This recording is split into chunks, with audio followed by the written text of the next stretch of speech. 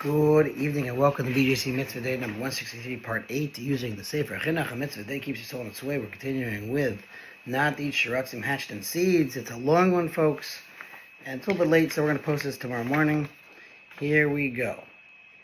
Now, this that we said that a Berea does not become nullified, and we mean to say that it does not become nullified either when alive or when dead, applies specifically to a Berea that had been prohibited from the beginning of its existence, such as a non-kosher animal or a non-kosher sheretz, and also a gitanasha, as it too is prohibited from the beginning of its existence.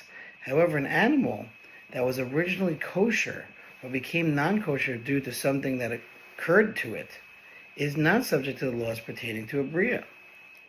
Thus, only while it is still alive does it not become nullified, because live animals are considered substantive and thus do not become nullified. However, after it has died, it certainly does become nullified.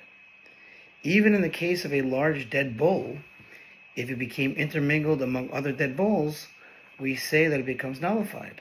This is in accordance with the position of Rabbi Yochanan, which the halacha follows, who says in the Gemara in Zevachim about the cited Mishnah, which sets forth the objects that are considered substantive and do not become nullified, only with regard to something whose manner is to be counted do we learn that it does not become nullified.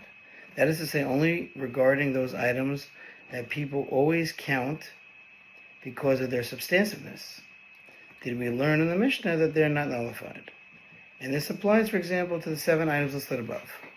However, with regard to a complete bowl, it is not common for people to always consider them in their minds as substantive, for a complete bull is not fit for consumption at this time, i.e., when in its complete state, and its benefit is not close to people's hearts, as are the 7 items mentioned by the Mishnah. All right, home stretch, folks, but we're still not there. We'll stop here. Thanks for listening to sponsor Future Mitzvah 36-100 for the gold. Have a good night.